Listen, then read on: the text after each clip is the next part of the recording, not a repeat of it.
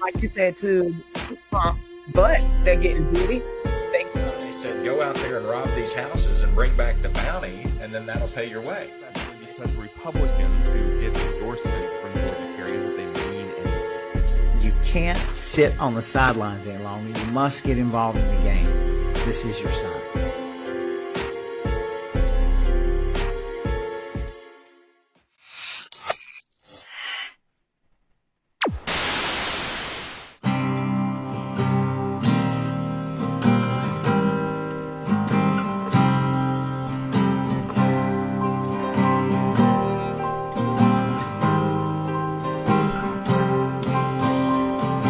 What keeps all of us coming back?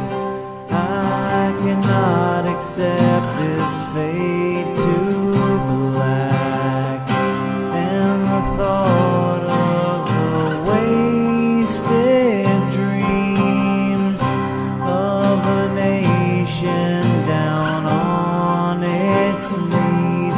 Is it already over?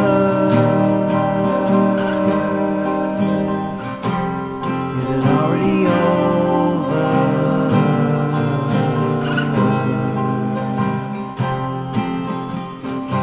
Get your tickets to the circus show.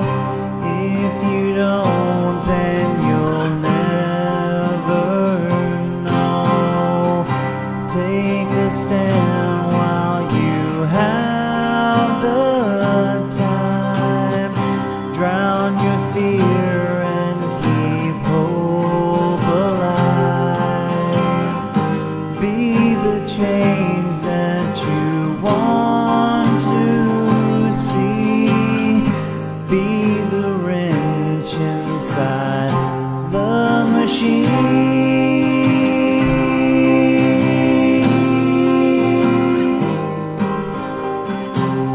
Is it already over?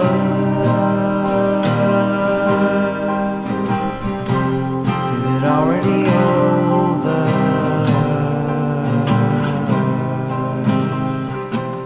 I don't think it's over.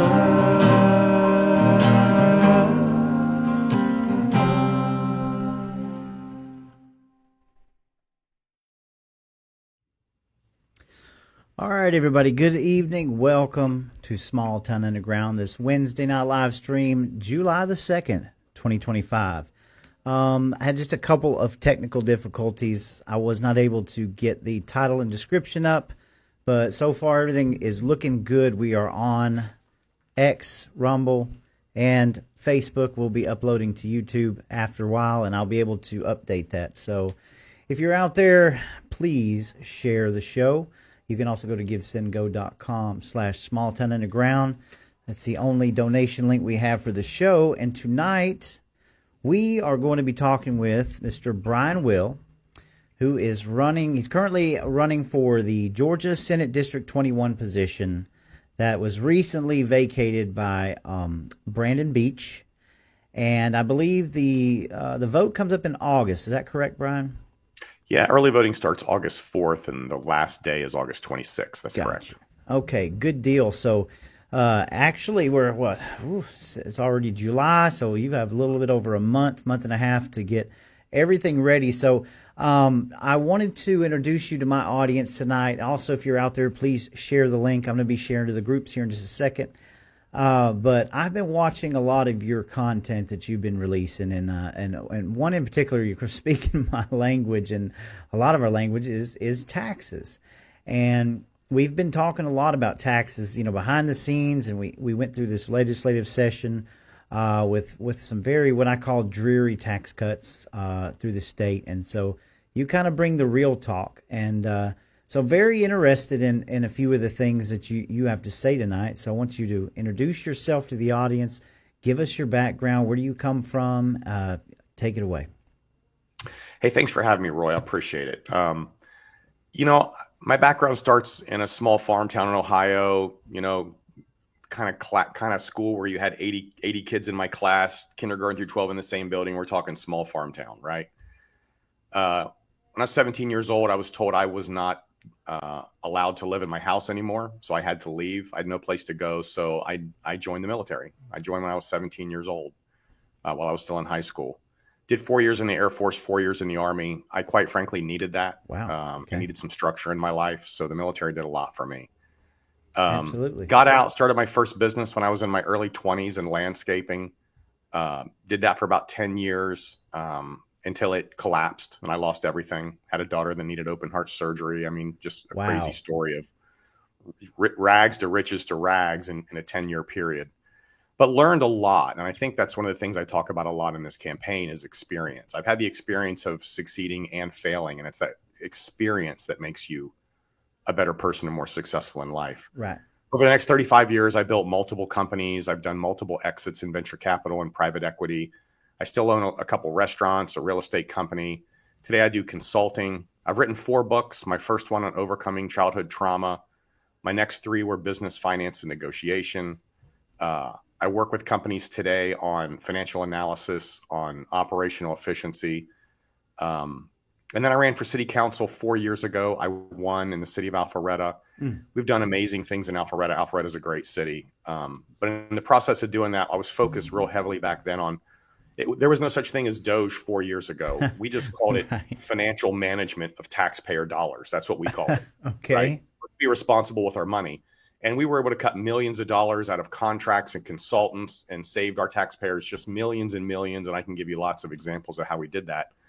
And then this opportunity came along a couple months ago, and somebody called and said, what if you could take that whole concept, combine it with what, Musk is doing with DOGE and go up to Georgia? And what do you think we could do? And so I did a little research and I thought about it and I said, we can. I mean, there's just so much available to do that would help people and save money and, do the things we want to do, like cut income taxes and fix this illegal immigration issue. Right. And, election integrity. My vote was stolen in 2020. Someone requested a ballot in my name, filled it out, mailed it in. When I went on to vote, I didn't get to vote. And all that was because I had moved in the same city. I moved a mile, but when I did that, they changed my address to Atlanta and took me out of my own voting district, and somebody took my vote. So when did you find that out? When you went to vote? When I went to vote, I went in and the lady told me, you live in Atlanta. You have to vote in Atlanta. And I said, no. I live here. I voted here since 2001. That was the first time I voted here. And she said, well, I'm sorry, sir, you voted in Atlanta. And I said, who changed my address? And she said, sir, we don't change addresses. Mm-hmm. And I said, well, somebody most certainly did. Right. And she said, well, fill this piece of paper out and we'll let you vote. Well, I didn't even think about it until I started to run for this office. And I went back and started looking at the records. And it turned out that my vote, somebody had requested a mail-in ballot in my name a month earlier. And sent it in, and so I had my mail-in ballot was counted 2 weeks before I went in. And by the way, I put this on video, and I got the attention of the Secretary of State, who one of their people called me and said, we've researched this and we figured out what happened. Okay. Yes, that happened, but it wasn't something we did, so I'm not blaming them. When you changed your address, somebody went in and literally clicked Atlanta instead of Alpharetta in the drop-down box, and that screwed everything up. And I said, well, I'll buy that story, but then who requested my mail-in ballot? Right. So we don't know that. They don't know that. Wow. That's wild, just a crazy story. So all these things added up to, hey, we need to get the right people down at the Capitol. I'm not saying there's not good people down there, but we need more good people down at the Capitol to fix some of the things that need to get fixed and make a difference here in Georgia. Wow. So you know a lot about small business. You know a lot about running businesses. You're on the city council in Alpharetta. What's the population of Alpharetta? We have about 70,000 people. Okay. In Alpharetta, about 26,000 households, somewhere around 50,000 actual voters. That's our population base versus our district, which is 145,000 voters. So it's about 3 times the size of Alpharetta. Gotcha. And of course, Alpharetta, I'm sure, is growing by leaps and bounds, just like every other place around the metro Atlanta area. Oh my gosh, it's growing like crazy. We were voted the number 2 place to live in Georgia behind Johns Creek this year. So we've had a lot of good accolades for what we've done in Alpharetta. Gotcha. Okay. Well, again, it sounds like you've got quite a bit of experience. What made you want to run for this Senate position? What just got you going with this? It's the same thing. It's the same reason I ran for city council. When I looked at city council and I saw some of the things that were happening, and by my nature, I'm a fix-it guy. I've never been a management guy. I've always been a builder fix-it guy. And so when I looked at what was going on, and I went into city council with two very specific issues. One was responsible management of taxpayer dollars, and I saw things that I didn't like, mostly around transparency. Nothing was being done wrong. It just wasn't transparent in the way it was being done, so people couldn't see it. They didn't know. And the second, in my case, in city council, was public safety. And I got a jail reopened, and I got more officers on the street, and I got clean rooms starting to get built for our firemen, to keep them from getting cancer, and just things that are near and dear to my heart. Right. Sure. I like to say my great grandfather was in World War I, my grandfather World War II, my father was in Vietnam, my brother's a Marine, my brother-in-law is a Marine and a cop, my son-in-law is an Army officer, and I served in the Army and the Air Force. Our family bleeds red, white, and blue, so public safety is near and dear to my heart. Gotcha. So that's why I did city council. And when I looked at the state, I said, we can do the exact same thing. And I literally, Roy, enjoy doing stuff like this. It's so funny. People say, well, what do you do for hobbies? I'm like, business is my hobby. Financial analysis is my hobby. I think it's the coolest thing in the world. Right. To go in and say, hey, this is wrong. That's wrong. You need to do this. You need to do that. Look where money's being wasted here. That stuff I'm weirdly excited by it. Right. Well, so let's talk about DOGE for a second. So the concept of DOGE, we all know it's not a new term. I mean, the term's new, but it's not a new idea. That's what the foundation, I believe, of common sense is. I'm also an owner of a small business for 25 years, and everything starts with a bottom line and a sort of a yearly projection. And once you get to know your business, you know where your limitations are. You know how to plan in advance for things that break, things that you're going to need to this kind of thing.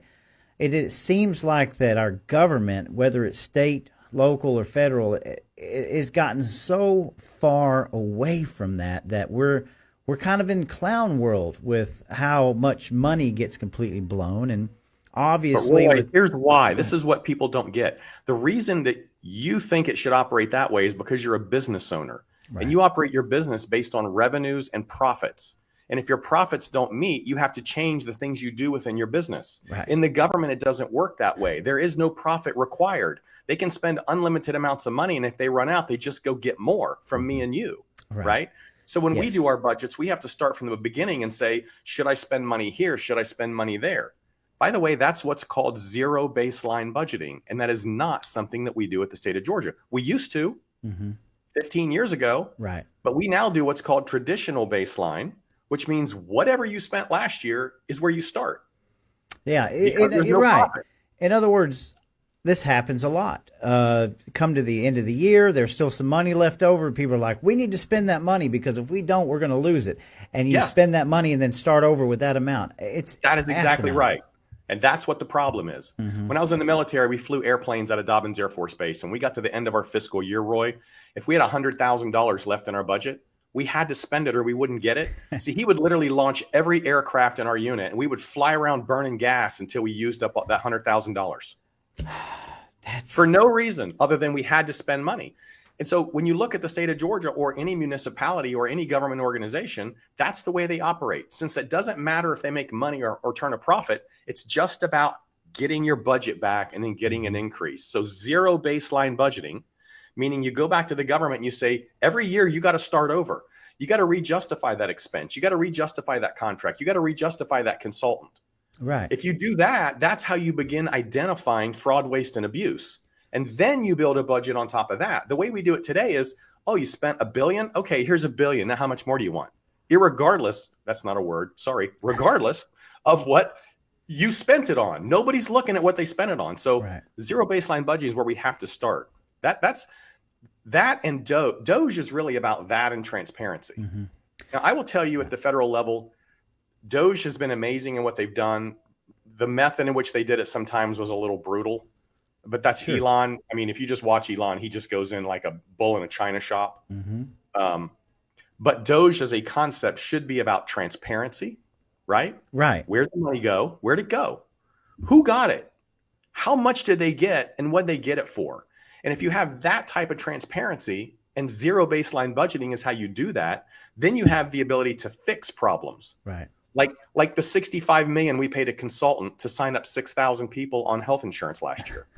Absolutely insane. We paid $15,000 a person to sign people up on health insurance when I could have hired. I used to own an insurance agency. I signed up more than 6,000 people in a year, and I got paid $500 a person, not 15,000 that we're paying a top 5 consulting firm. That's a fraud, waste, and abuse issue. Sure. But nobody's looking at it. They just put a budget number in for pathways to coverage, and then we don't look at it after that. That's the kind of stuff transparency needs to fix. Yeah, and the funny thing is, it's crazy to think about, but it's happening, and this is the business as usual that is ran in these states and municipalities. And why can't I don't understand. First off, let me go back just a little bit. So DOGE, I think one of the main problems is we talk about cutting the wasteful spending in this. Of course, obviously, number one, we've got a lot of wasteful spending off the taxpayers' backs. Like you said, they're just thrown everywhere, and people they don't want to lose that money. And it's just like any kind of a SPLOST tax you have for a school system. Well, it was a temporary tax, but it's been in there for 33 years. So they've come so accustomed to that, they don't even know how to operate without it. And it's a two-tier thing. They don't want to lose their money, and then they don't want to be blamed for how they've been spending the money. When I think that's the big blanket over this thing that keeps DOGE from going forward. Would you agree? It is. And I got to tell you, part of the problem, again, when we go back to government employees, and these are good people, don't get me wrong, but my example in city council is that we passed a bond. The bond had a project. The project was a little over $3 million, $3.5 million for a project within one of our parks. So we bid the project out, and guess what it came back at? It came back at $3.5 million for the project. Amazing, right? Exactly how much money we had to spend. And normally, the people that work for the government, if it's in budget and the bid came in budget, great, spend it. We're good, right? Right. But when I looked at the contracts, inside the contract was a $1.3 million bathroom. Bathroom. A $1.3 million Now, bathroom. if you know anything about construction, we're talking about 10 toilets on each side and 5 sinks. We already own the land. Utilities were already there. And we were going to spend $1.3 million to build a bathroom. Wow. They had another bathroom, which was 2 stalls for $750,000. And I looked at this and I said, there is no way. This is unbelievable fraud, waste, and abuse. This is crazy. But it was in budget, and we had the money allocated. So it wasn't nobody even thought we should look at the individual price tags, right? And so we killed that project. That's one of the things I did on city council. And I've got lots and lots and lots of those. But the problem, again, zero baseline. Look at every expense. And one of the challenges, I was on a podcast this morning with somebody. One of the challenges is we have 100 agencies spending $40 billion, and we have a House and a Senate that's only in session for 40 days. Yes. It is, can I say damn near impossible? Am I allowed to swear? Damn near impossible for them to actually do everything that needs to get done, right? And so even when we talk about DOGE, and I want to put a DOGE caucus together, it's not like we're going to go in and attack all 150,000 rules and regulations and all 67,000 employees. You have to go in and you have to start from somewhere and then just start working your way through the system. And that's going to take time. But if we can focus on the biggest issues, right, that's where we begin, and that's where we start to cut the costs, and that's how we get to where we need to be with DOGE. Transparency. Okay. It's not about willy-nilly slashing and burning. Of course. Transparency. Show me who got the money, why they got it, and what they get it for. Right. And then we can make a determination on whether that was a good expenditure of money. Okay, so you're right. And I saw your post earlier today on X about Ron DeSantis, how they have been enacting the legislation to make it possible to DOGE every part of the government. You know, they are proactive in this in the state of Florida. Now, we live in Georgia, and our lieutenant governor had carried that DOGE torch pretty strongly when the word was getting thrown around. Where are we in Georgia with DOGE? What is it going to take for us to get to that point? Well, Roy, you have a very interesting scenario going on right now, particularly in the Senate, which is a seat that I'm running for. And you probably know this, but we are about to turn over 20 to 30% of all the senators that are currently in the Republican Party in the Capitol. Right. So a lot of the people that have been there for a while are trying to move up into bigger offices and whatnot. So I call this a once in a millennial opportunity to change the entire thought process of the way that the Senate works in Georgia, because we're going to bring in new, fresh blood.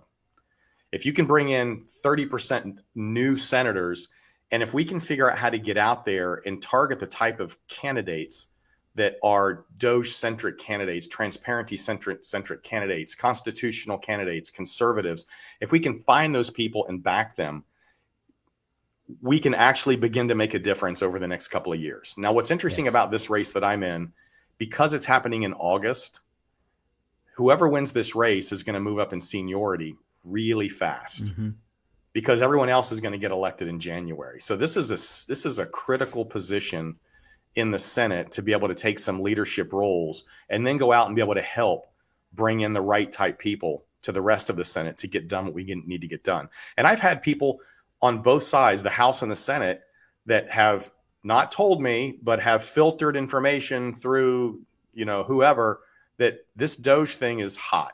It's people want to get involved. They do. So when I say DOGE caucus, I believe we could put a caucus together very quickly. A caucus means we have members of both the House and the Senate. And with a lot of members, we get power. And with a lot of power, we have the ability to get transparency. And when we get transparency, we have the ability to make change. Yes. So it's not like I can do it by myself. I have to go find a bunch of people that want to help.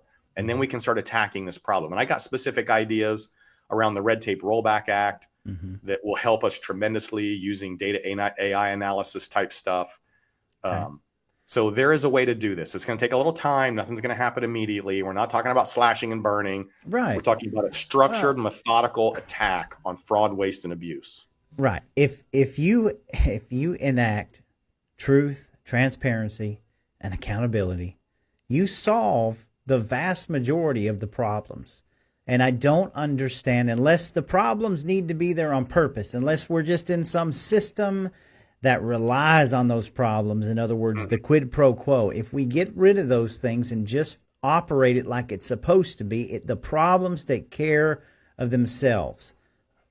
It just amazes me that we're in this wonderful state of Georgia, and we are a bruised purple state. Why we cannot move ahead, whether it's election integrity, whether it's DOGE. There's a lot of things that we're gridlocked in this state. And that we must get fixed. So, I like what you're saying. It's so funny, and I hate to say this, but I was down at the Capitol for a session, and one of the people were standing up at the head of the podium or whatever, and the comment was, "Yeah, we've been propping that guy up for years." That's the truth. What? Well, I mean, my experience of the Capitol, if you go down and start just mention the word Constitution or election integrity, they just laugh and run away from you. It's like these are major problems. Once you get elected, you can basically stay for the rest of your life. Yes. This is where term limits ought to come into play, by the way. And I'm a big term limits guy. All right. I am not, but it's because my mind's been changed, but I'm not against term limits. But yeah, well, hey, anything that helps this, we've got a culture problem here and what we really need to fix. But, term limits could possibly help. I'm not saying short terms, but we got people that have been up there for 40 years. You're right. I know. They're not making their own decisions. Their staff is doing it for them. And that's not the way it's supposed to work.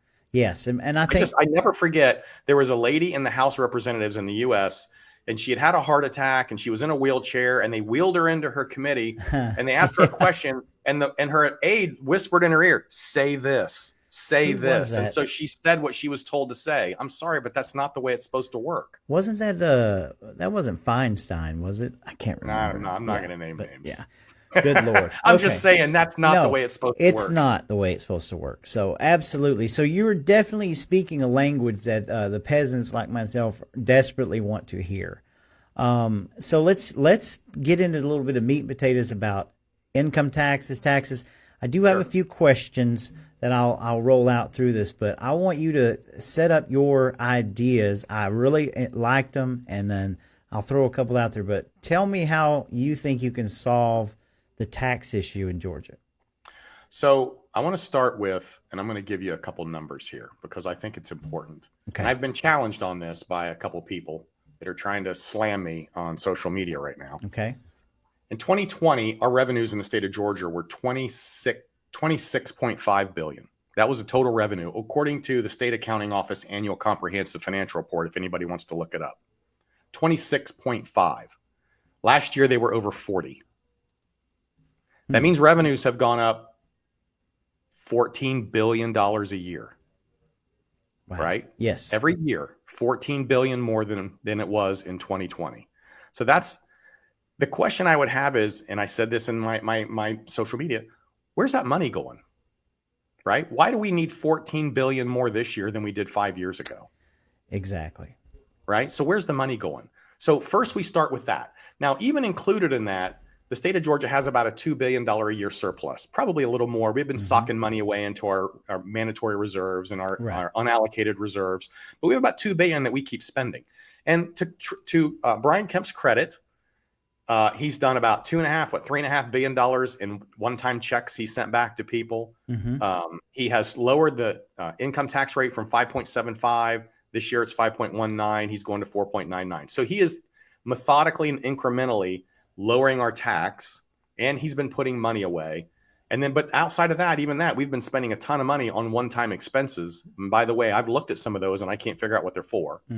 It's easy to say, and I used this example the other day, and by the way, when I use numbers, sometimes they're ballparkish. I'm not trying to give you exact. Gotcha. And when I say that there's a line item in the budget that says administrative field services, it might say administrative field services, plus.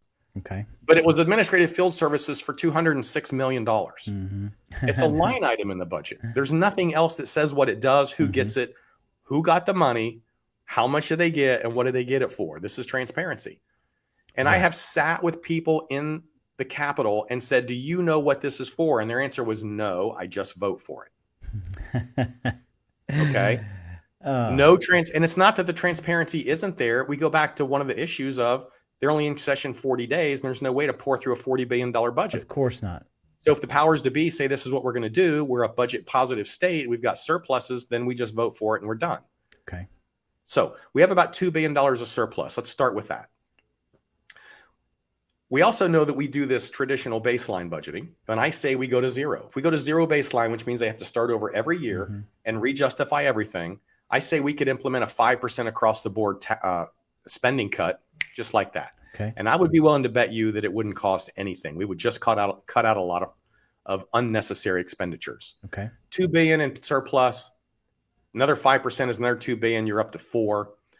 You kick DOGE in. Now, DOGE, as I've said many times, is transparency.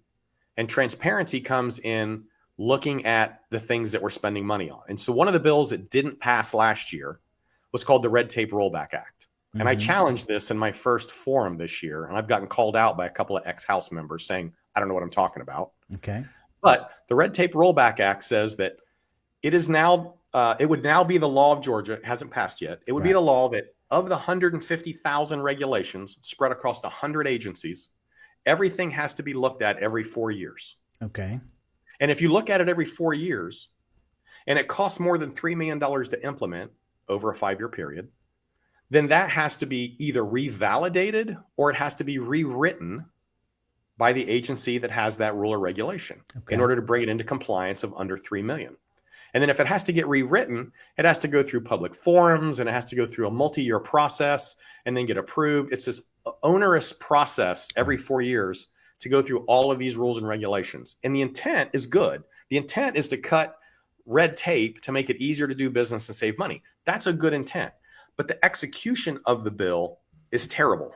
Right. Because it's going to create a never-ending 4-year cycle of having to go through 150,000 rules and regulations. And by the way, we don't have the manpower to do that, which means we're either going to have to hire people or hire consultants, which is going to cost a tremendous amount of money. New non-governmental agency. You're creating a bureaucracy and you're spending more money to try to save money. And that makes no sense. No. So I was challenged. Well, how would you fix it? Well, here's how. This is this is how I would do it. Okay.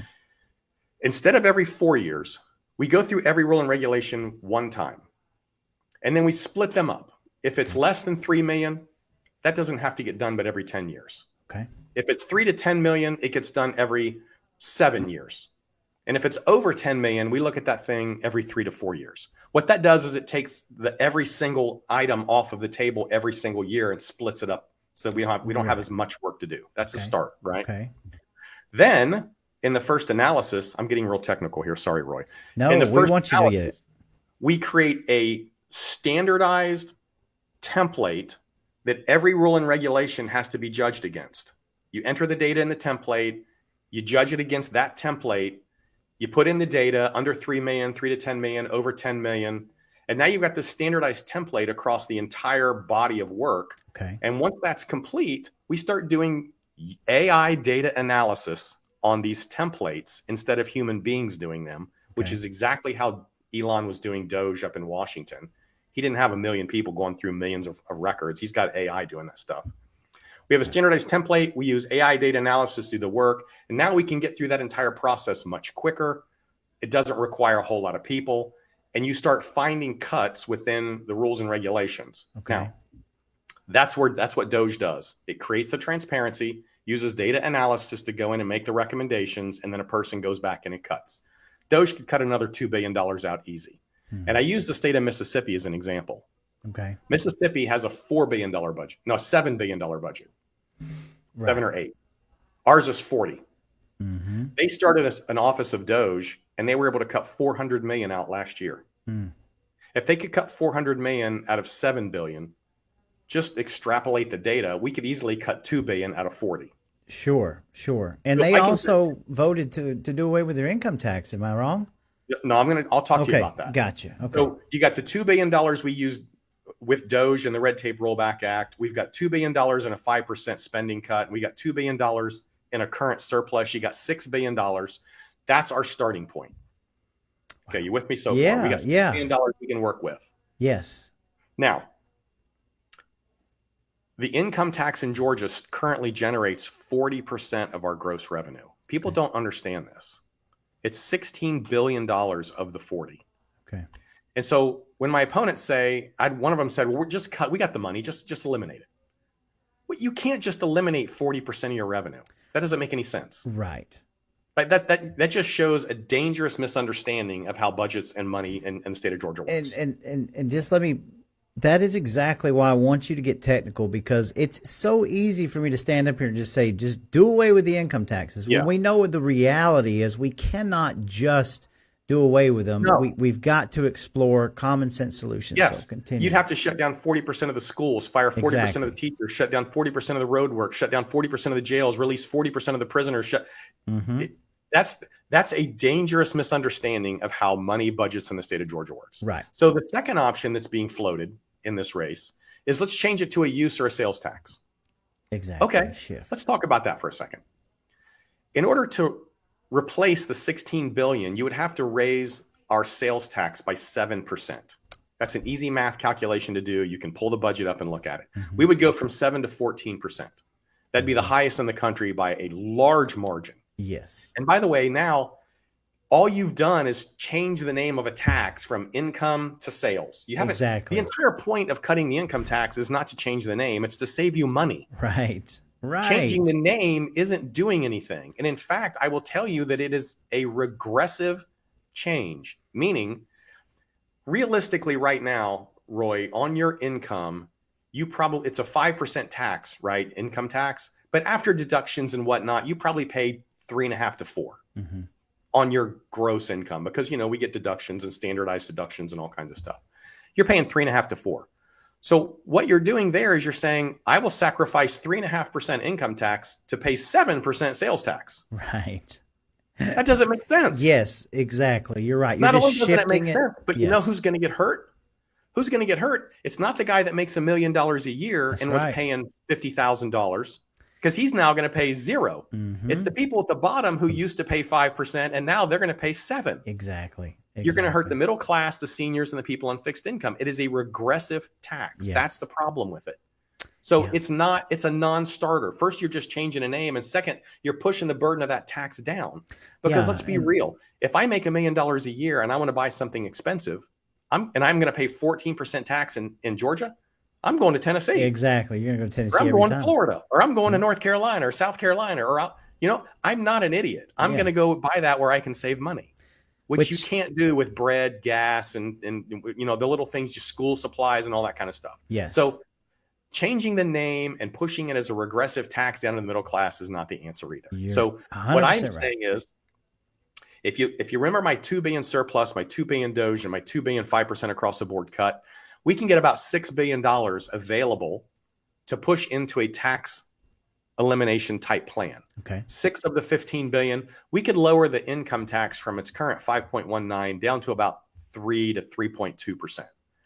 We could do that almost immediately, right? Yes. That's about a 35% tax cut. That's something that could be done if you can get the willpower at the Capitol to actually do those types of things. And that's why we have to get the right people in all these seats that are flipping, and we got to get the DOGE caucus, and we have to start doing the things we need to do. Now, we still have 3.5% left. You want to eliminate it completely? Let's talk Mississippi. Okay. And I love this because somebody challenged me and sent me a video clip of the governor of Mississippi, and he was signing the bill saying, we will no longer tax the citizens of our state on their income. You know, it's a tax-free day for America, or for them. They said, well, the reality is what they did is they decided that starting in 2027, they would lower it 0.25% a year for 4 years. Okay. So by 2030, they're lowering theirs from 4 to 3. Okay, that's in 2030. And then if they hit the revenue targets that they project, and if they hit the expense projections, if they do all those things, over the next 10 years, they'll lower it 0.3 a year. So they have a 14-year plan to eliminate their state income tax. Not today, not tomorrow, not next year. But it makes a good headline. It's 14 years, but that's not the headline. You're exactly right. The headline is, I just signed a bill to eliminate the tax. I see. Right. So what I'm saying is they did a structured, measured approach, and we can do the same thing. We do the immediate cuts to get it from 5.19 down to 3 and change. And then if we build a plan over the next 5 to 6 years and just use, and I said in my video, 75% of our surplus, just the surplus, and push that into the tax elimination plan, in 5, 6, 7 years, we can get to a zero income tax. We don't crash the system by just eliminating it. We don't push it into another name. You know, oh, by the way, we got rid of income tax, but your sales tax is now ridiculous, right? Right. We didn't do that. We didn't hurt the state. We did a measured approach over a period of time to get us to where we need to go. And that's how you have to govern. You have to do things the right way. Where is this plan? Why have we compare this plan to what we are currently under in Georgia, where it equals out to about like a 55 year plan to eliminate income tax? And obviously we have these surpluses. Why aren't we going after this harder here? Why is it taking now to get to this point? Traditional baseline budgeting. Remember, whatever the budget was last year is our starting point, and then we add on from there. There's not much left over when you do that. I hope everybody's taking notes out there. Wow. And we do have some comments. All starts with zero baseline budgeting. That's where it starts. Wow. Rejustify every expense. Implement DOGE. Fix the Red Tape Rollback Act. That alone would solve so much in our government. It would fix it. So let me throw a caveat here. What are your thoughts? Because there are certain people that, and I'm one of these people that would be fine exploring flat tax. What could we do with a flat tax in this state, or why can't we pursue sort of a flat tax? Get rid of all these tax brackets and get in flat tax across the board. What would be your thoughts on that? So I have looked at the flat tax, and I've looked at it on a federal level as well. Interestingly enough, on a federal level, it would require 25% flat tax in order to replace the revenue that the government currently brings in. And the reason is because, remember, nobody really pays the tax in the tax bracket they're in. Right. Because of deductions. You're a small business owner. You're writing off everything in the world that you can possibly write off, so you pay the lowest amount of taxes. Right. If I do flat tax and eliminate all your deductions, you're probably going to pay more. Okay. Even if it was just if you do the math, it gets regressive. I guess in my thought process would be if you did a flat tax, say 10%, regardless, just say 10% flat tax across the board, and then you look at it, obviously you're going to have a deficit of money, right? But that would be up to the government and the DOGE to figure out that money and get back into line, right? That's the way I think of it. Well, if we're talking the state of Georgia, why not just implement the plan I've got here and go to a zero tax and forget flat tax? No, yeah, agreed. I just wanted to throw that caveat out there because people are asking about that. From a federal level, flat tax, unfortunately, would actually probably raise taxes It would be a regret. It would raise taxes on the people that you're trying to help. I'm telling you, and it would push wealthier people into more tax-free. Like if you buy triple tax-free municipal bonds, you pay no tax, federal, state, local, nothing on that money. If you're going to start taxing me on a flat tax system, then you're going to push me into different types of instruments. If you try to take away the deductions on those instruments, you won't get financing for anything at a municipal level or a state level or hospitals or whatever ever again. Gotcha. So, and that's the what world we're wanting is bigger to know. than just sometimes the single issue. You have to look at everything that's going to happen, all the tentacles that'll get affected by what we do. Yeah, and I think that's the point of this, because we the people have to get educated on this, and obviously we're not educated. And you know, again, we brought up Mississippi. You've explained, you know, to the layman, the person who doesn't live in Mississippi, we think they got rid of their income taxes when really they haven't. It's a 14-year plan. So, yes, all right. So let me ask you. A lot of people are very, very interested in what can we do about property taxes. So give me your 30,000-foot view on property taxes. Sure. And this is a big issue right now as well. And so the thing that most people don't understand is that property taxes are governed by the local county and the local board of education. Right. 70% of your property tax goes for the school system. Yes. The state of Georgia does collect about $30 a house. And there was a bill last year to eliminate the state's portion, about $30. It's a round number, by the way. If anybody's trying to hammer me on an exact.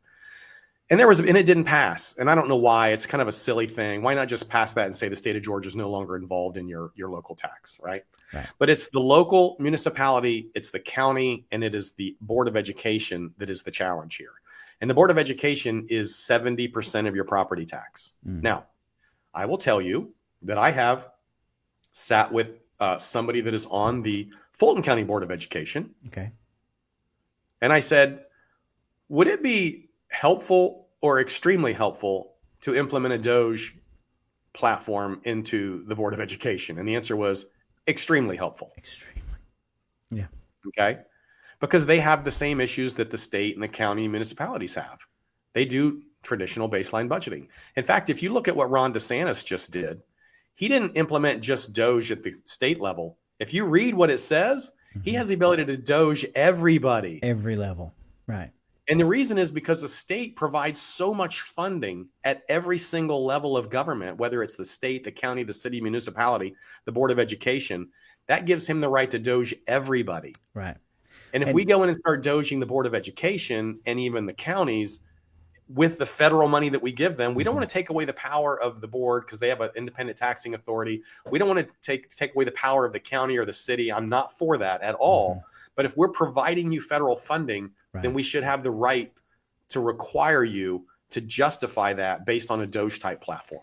100%. And, you know, we the people now figuring out that it's not. The county has a millage rate. The school board of education has a separate millage rate.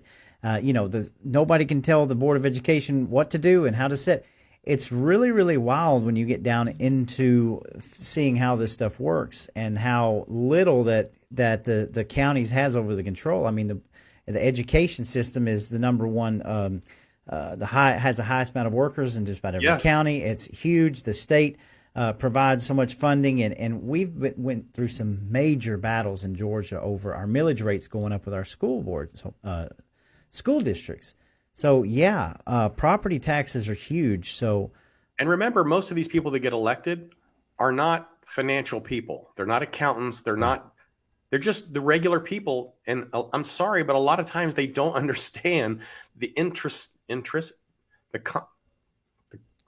whatever that word is. They don't understand how complicated things are. Yeah. And as I like to say, there are contractors and consultants who are literally experts at learning how to navigate through government contracting to extract the most amount of money, taxpayer money, out of these people. Right. That's what they're good at. That's what they do.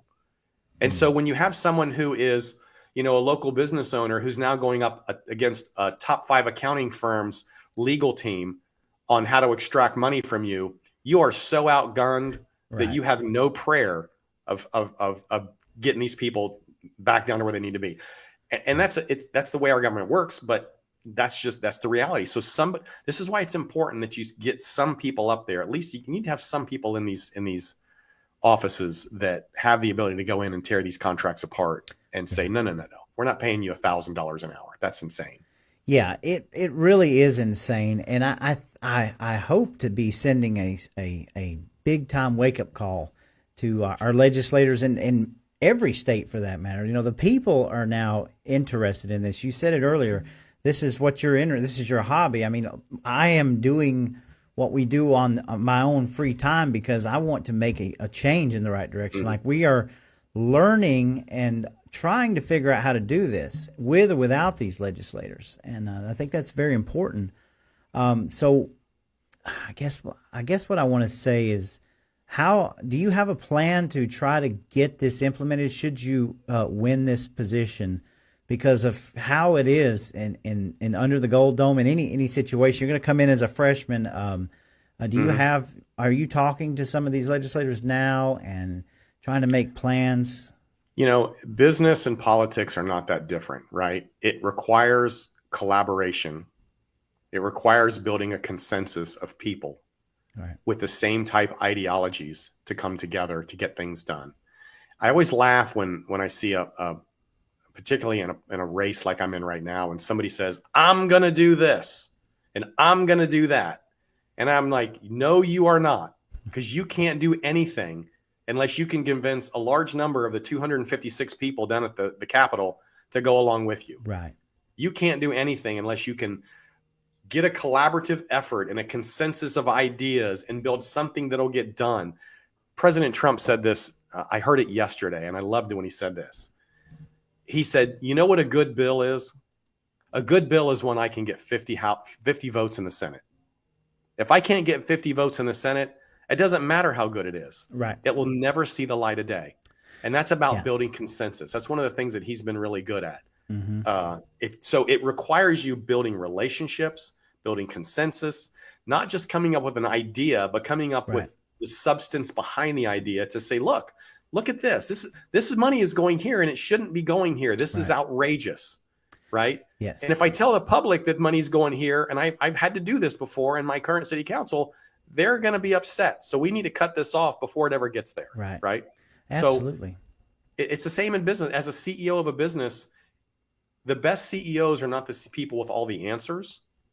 The best CEOs are the people that can build collaboration and bring other people along that have great ideas that can help you get things accomplished. So, okay, that's what we need to do. Yeah, that's amazing. And I hope, Mr. Will, that no matter what happens in this election, that we can have public participation and continue on with this, because taxes are a top priority. And I think the more that we, the people, the peasants, understand about this, the more knowledge that we can soak up, the better prepared we can be to change these legislatures, because they're going to get to a point where we've learned so much of how this game is being played, they can't play it anymore. And that's where I want to get to.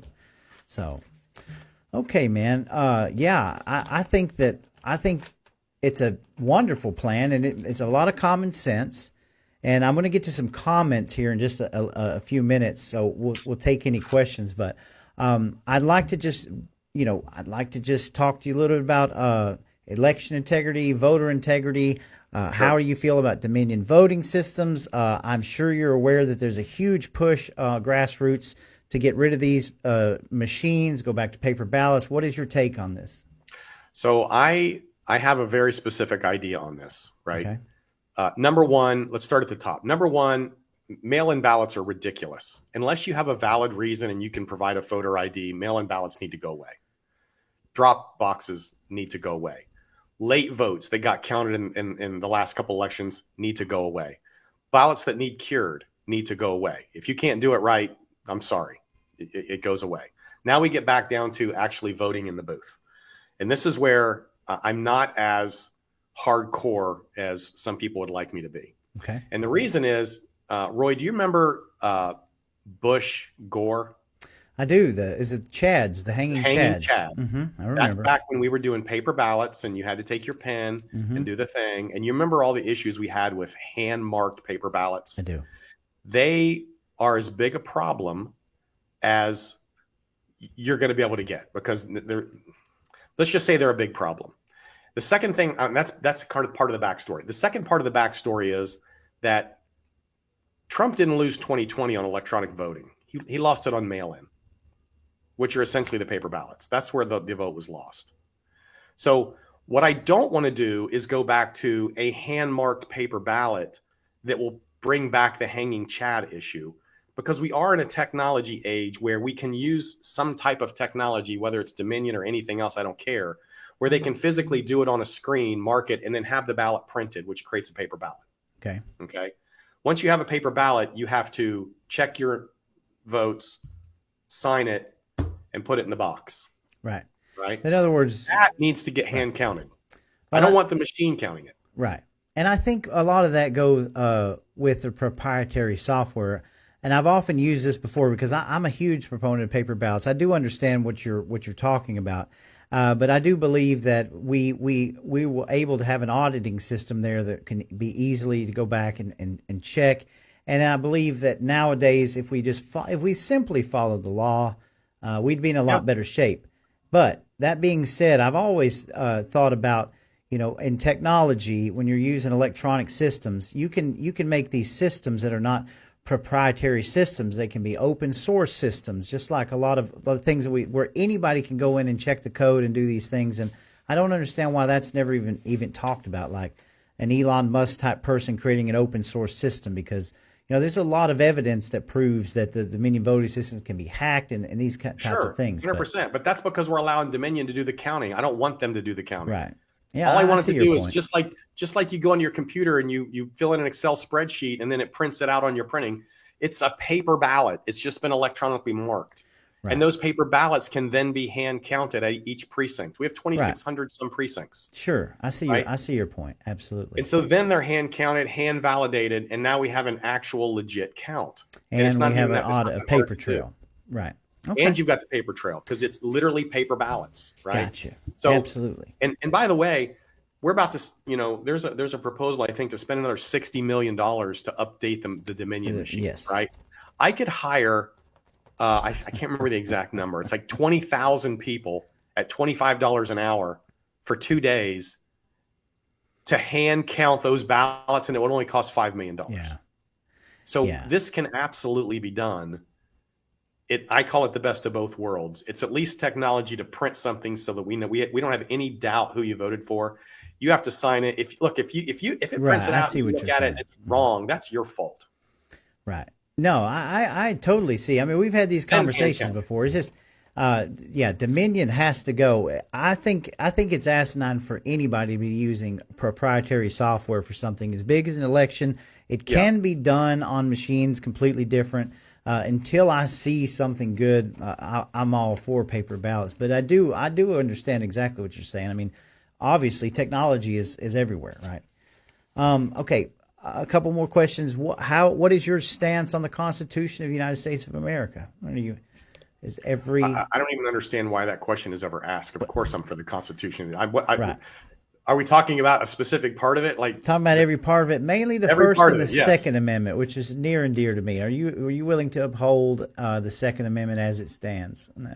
I mean, I was a former military guy. There you go. My house is full of guns. Okay. Yes, absolutely. I just want to make it clear. I have to ask 100%. That question. Okay, wonderful. So what I'm going to do is. And guys, it's not my fault. I'm getting comments, but for some reason, Facebook is not allowing the comments to go through on my stream. So we're going to pull this up here on the phone. We do have some comments. Let me turn the volume down a little bit here.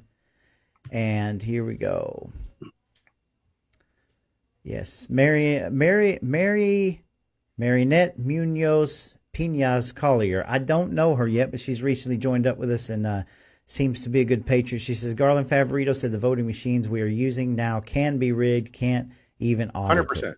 Yes. I watched Garland do the whole speech on that a couple weeks ago. They can be rigged. You're 100% right. Right. Now, I'm sorry, guys, because what I don't understand.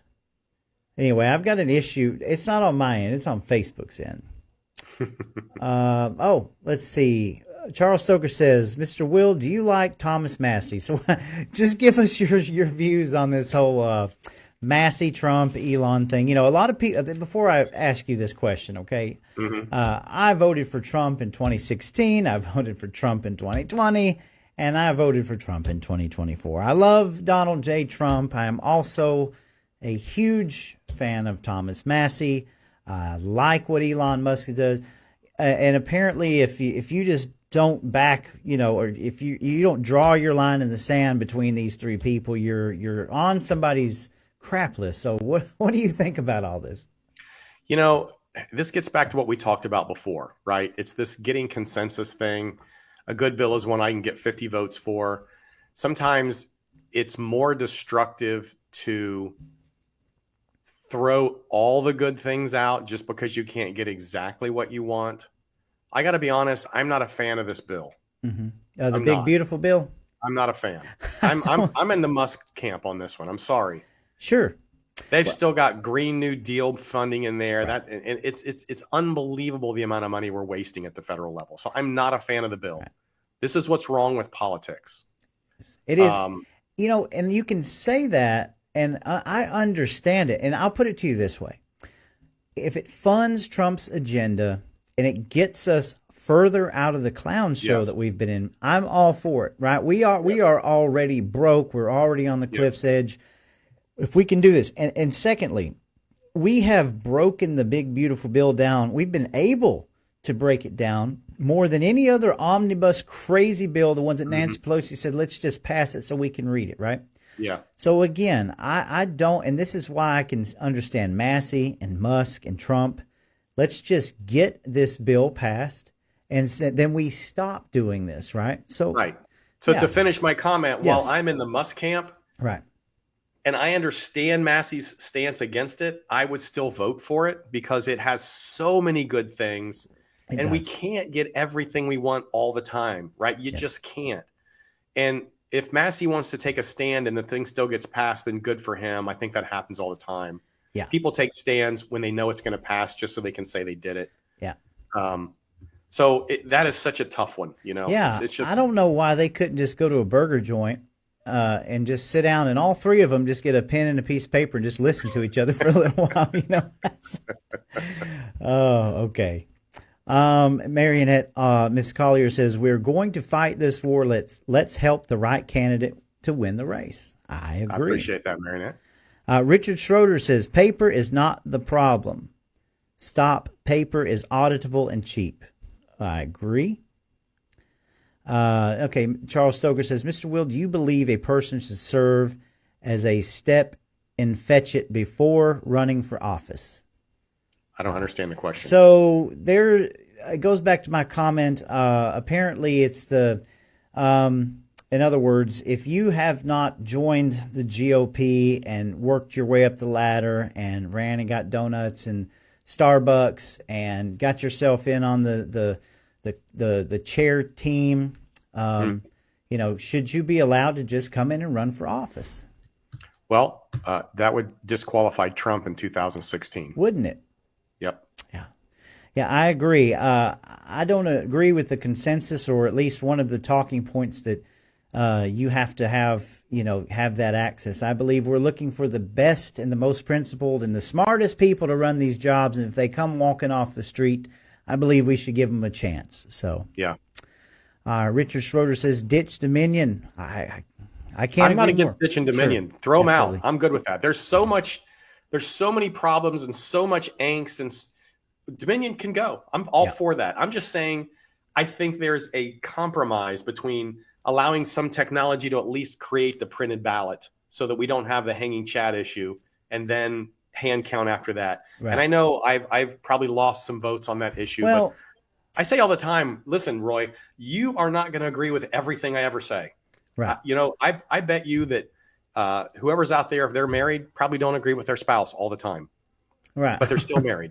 Well, and let me give you a caveat to this fight, because I've often thought about the same thing you did. I know a lot about technology and things and computers, and understand their role, and that we're never going. We are we are just barreling towards a technocratic world, all right, where everything around us. So let's be realistic. Now, what I can tell you is that the reason that I joined the Paper Please movement is because we are so cut off from this legislative body in this state. They will not even sit down at the table and speak about it, that we can't have those honest discussions about how to move forward, because this one side says, we don't give a crap what you want. We're going to do exactly this. And you see what I'm saying? So there is no room at the table, and the people have just been shunned. So this that's is why, Roy, I said earlier, 7 to 12 seats are going to flip in the Senate this year. We need to not just be involved in our own little race. We've got to be involved at a macro level to put the right people in across the state so that we can start making the changes that need to get made so that we can get done the things we need to get done. I agree. Don't be so hyper focused on just your little square. We look at the big picture here. Right. Right. So Sharon Holland, always a pleasure to have you. It says not who votes, but who counts the votes. Yeah. That's fair. That is. Let's see. Lisa Adams says paper ballots. Yeah, we got a lot of paper ballots people with us. You know, I'm all for it. Okay, Charles says there are two kinds of people: citizens and crooks. Crooks are always trying to scam money from the people. Plus, they try to boss them around. They have it backwards. So, I guess what he's saying is it's time for the people to take the power back, right? This gets back to those professional consultants and contractors that are stealing our taxpayer dollars because we have no transparency. We're back to DOGE. Sorry. Right. DOGE is transparency. Ms. Collier said Kemp and McCoon rigged the machine in Dalton GOP state convention. They will do it again. I think she's referring to the clickers that were used at our convention. Boy, that's a story. Yeah, I did not go, but I heard stories. It was pretty wild. So Richard Schroeder says education costs are through the roof. Results are dismal. Yep. Man, very true. Yep. Let's see here. She said education, by the way, is what's called an entitlement, a mandate entitlement, which means we can't cut the education costs. I can't go in and say I'm going to do a 5% cut across the board. Right. Not allowed. What we can do is we can go inside of each one of the contracts and start cutting there. But it's very specific the way you have to go about getting into the education dollars, which is over $14 billion this year of our 40 goes to education. Yeah. And it gets back down into the school boards. Somebody's got to doge the hell out of that thing because there's money, I promise you. Like I just saw another 150 million for buses. That's an additional. And I asked somebody, I said, do we need another 150 million for buses? I mean, where's the money going? They're like, I don't know. We definitely need to do. And you know, another thing, education system I've learned is always hid behind that ethos of, well, you're going to hurt the children. And it's like, whoa. We didn't peel that back. No. You can't keep hiding behind these things. We have got to figure this out because we're going bankrupt pretty dang quick. Yeah. So, all right. Ms. Collier says as long as Kemp is in control, he will not go for paper ballots. They are prepared to rig the machine. You can't win unless paper ballots imposed. So that's I suggest we pay very close attention to who our next governor is going to be. Yeah. That's right. That's right. Kemp will be gone, and we will be electing a new governor, and people are going to have to be loud and speak your voice. So, yep.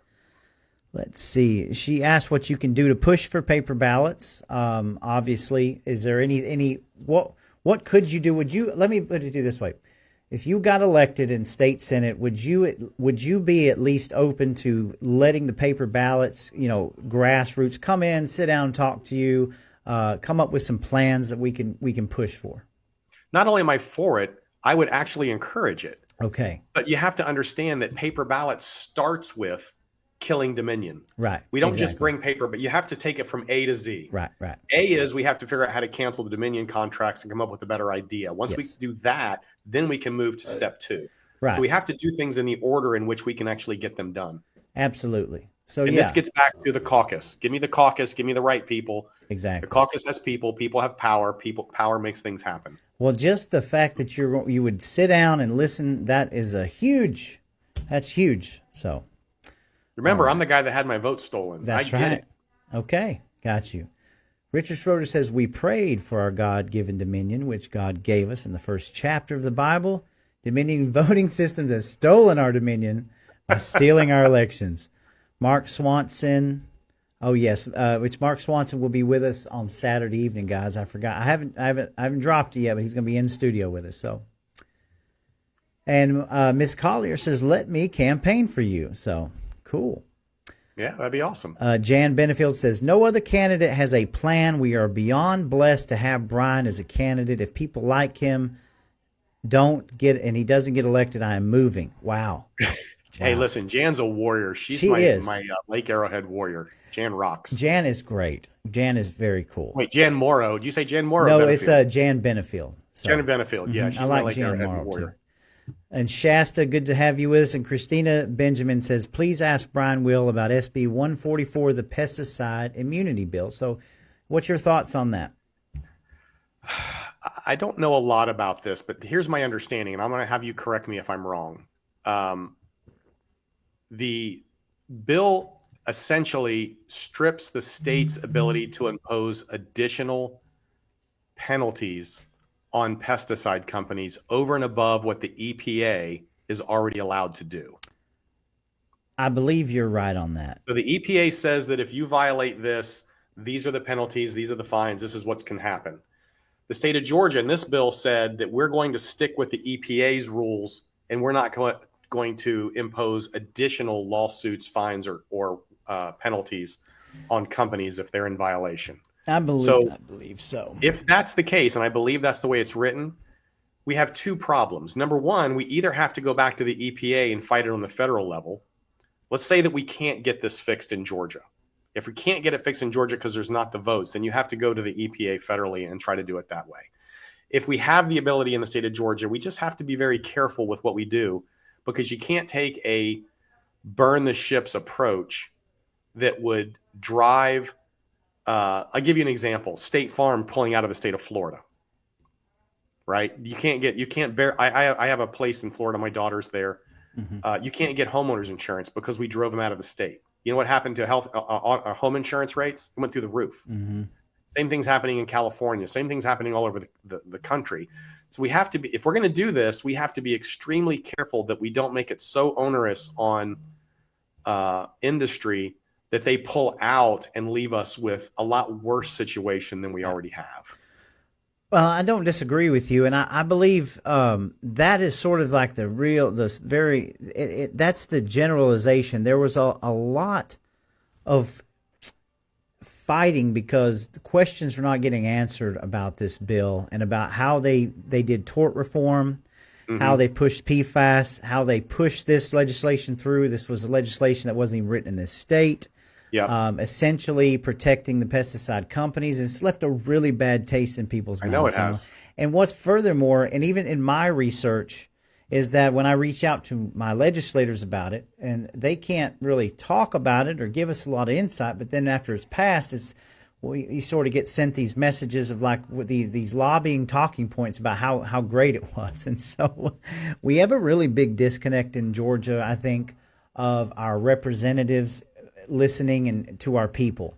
Roy, can I tell you that the reality of what you're telling me is a lack of transparency in how the bill is written, how it's put together, the language inside of it, because it's held close to the vest in committee. And so it's very, very, it's not unreasonable to think that your representative knows nothing. That's true. They know nothing, either because they can't get it because they don't have a transparency, or they literally don't have time. Right. I'm right back to DOGE transparency. Mm-hmm. Transparency would have fixed this. Yeah. And transparency is about getting this DOGE caucus. It's about changing an entire culture up there to where we start allowing people to have access to this type of information. But once again, we got to get the right people up there to start making this happen, or we're going to be having the same argument next year, the year after, the year after that, and forever. Yeah, keep beating our heads up against the wall. Well, okay. So everything comes back to transparency and then follow the money. I hate to say that, but that is everything. Well, that's what our ethos is here. If you just start with these things and baseline, start, get it done. Yes. You change the dynamic of everything. Yes. Okay, so you're running for Senate, District 21. So all you folks out there, if you know anybody at District 21, I will not be able to vote for Mr. Will, right? So we're trying to educate people. We also want to get more engagement into the tax problems, and I think you lay it out pretty well. I would definitely, no matter what happens in this election, I feel like that you could be sort of a state leader to create a movement to still get this under the gold dome, right? I believe so as well. So yeah, I'm going to give you the last word, man. I always give people my last word, and I appreciate you coming on the show. Give me your time. So what would you like to tell the audience? Listen, I love this ending. I've used this ending a couple of times. I'm going to use it here today, Roy. So there's a 17th century philosopher. His name was Edmund Burke. And Edmund Burke said that all it takes for evil to prevail is for a few good people to do nothing. Okay? And it's not that we don't have good people in the country and in the state and the district and in your city. The problem we have is that most of those good people are busy. They're busy raising their families, raising their kids, working their jobs, building their business. They're busy, and they don't have time to stand up and get in the middle of this fight. Or they don't want to get in the middle of this fight because of the very nastiness of politics. But unfortunately, if somebody doesn't stand up and get in the fight, then we will all be forced to live under an ideology that we don't want to live under.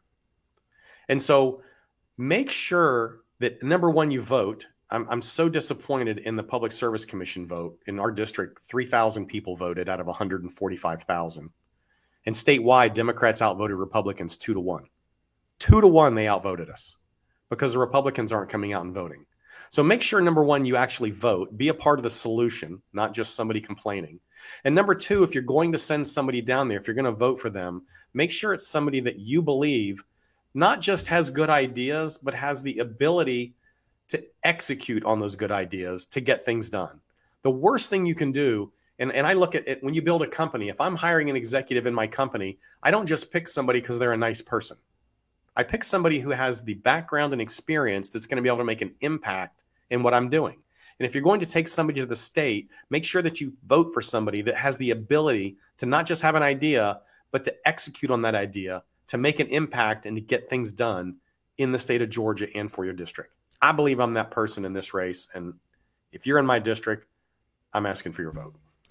Well, most certainly. And like I said, I appreciate your time tonight. I know August is coming up. We've got a long way to go in this legislature, especially with the last session we've seen, the way things are being done. I agree with you. Transparency is the key. DOGE is the key. It should not just be a talking point. It needs to happen. So, all right. Well, thank you, Mr. Will, for your time, and we wish you luck. I appreciate it. And folks, it just takes you to share this out, get the word out.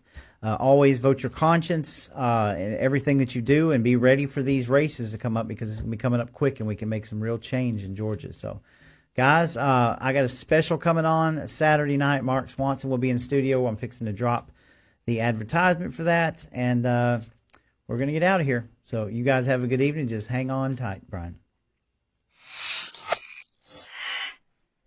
Legislature legalized unverifiable voting in 2000. Like you said to Trump, but they're getting greedy. They said, go out there and rob these houses and bring back the bounty, and then that'll pay your way. Because Republicans who get endorsement from Georgia areas, they mean anything. You can't sit on the sidelines any longer. You must get involved in the game. This is your sign.